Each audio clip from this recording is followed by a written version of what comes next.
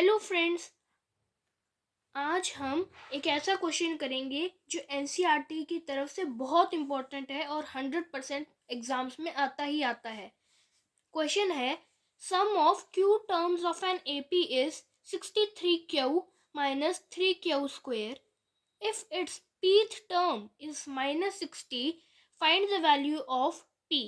Also find the 11th term of this AP.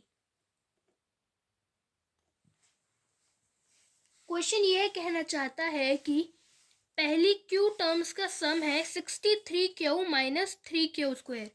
इसको हम note कर लेंगे। सम ऑफ क्यू टर्म्स हम कैसे लिखेंगे, SQ is equal to 63Q minus 3Q का square. If it's pth term is minus 60, यानी AP है हमारा माइनस 60। हमें किसकी वैल्यू निकालनी है, P की हमें वैल्यू निकालनी है। और find the 11th term of this AP, यानी A11 भी हमें फाइंड आउट करना है। तो फ्रेंड्स, AP क्या होता है, AP ऐसी होती है टर्म, यानी एक ऐसा सीक्वेंस नंबर्स का जिनके बीच का डिफरेंस है वो हमेशा सेम होता है। A1, A2, A3, A4 and so on. ऐसे ऐसे हमारी AP बनती है और इनका जो डिफरेंस होता है AP के टर्म्स का हमेशा सेम होता है, तब हम इसे AP कहते हैं। जो हमारा फर्स्ट टर्म होता है AP को, उसको हम A से डिनोट करते हैं और कॉमन डिफरेंस को D से।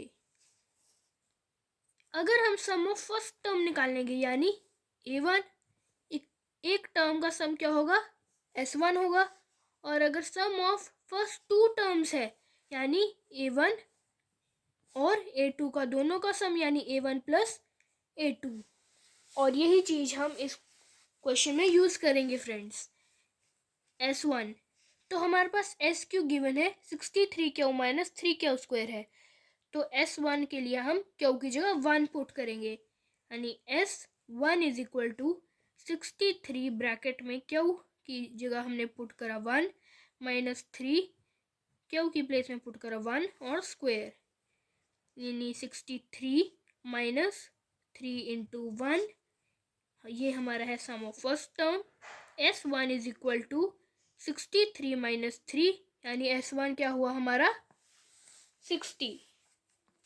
फ्रेंड्स, अब S1 है हमारा 60, यानी S2 क्या होगा जब हम Q की जगह 2 पुट करेंगे, यानी 63 ब्रैकेट में 2 माइनस 3 2 का स्क्वायर, 63 इंटू 2 क्या होगा 126 minus 12, 126 minus 12 144।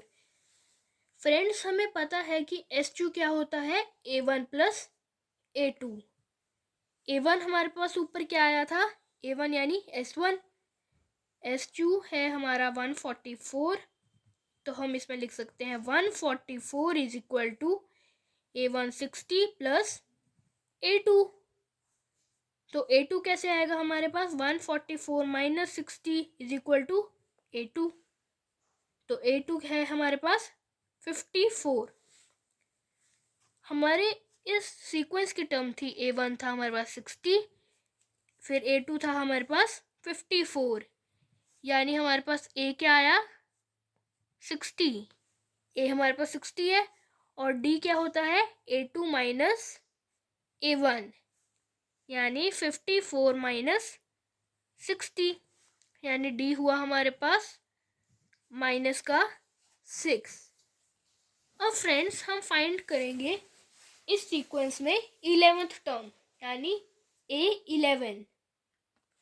So friends, A11 के लिए हम फॉर्मूला यूज करेंगे A plus N minus 1 D, जहाँ पे A डिनोट करता है हमारी फर्स्ट टर्म, N यानी number of terms, number of term क्या है 11th, और D है हमारा common difference. A11 is equal to A की वैल्यू पुट करेंगे 60 प्लस N है हमारा 11, 11 माइनस 1 और D है माइनस 6, यानी 60 प्लस 10 इंटू माइनस 6, यानी 60 plus minus 60 plus minus minus 60 minus 60 क्या आएगा 0। मतलब फ्रेंड हमारी जो ये सीक्वेंस है उसकी 11th टर्म क्या है 0 है। अब हमने फाइंड करनी है इसकी pth टर्म यानी p की वैल्यू। हमें गिवन है कि pth टर्म क्या है यानी AP है -60। AP है -60। AP के लिए हम फॉर्मूला क्या यूज़ करेंगे A प्लस N की जगह हम P पुट कर देंगे सिंपली -1D। AP हमें -60 गिवन है, हम यहाँ पे लिखेंगे -60। A क्या है हमारे पास 60 प्लस P -1 और D क्या है -6। -60 इज इक्वल टू 60। अब -6 को P के साथ मल्टीप्लाई करेंगे -6P और -6 इंटू -1 प्लस का 6। इसमें से फ्रेंड्स अब हम -60 इधर है, इधर भी ले जाएंगे इसे, तो क्या आएगा -60 तो क्या आएगा -6P प्लस 6 यानी -120 is equal to -6P plus 6।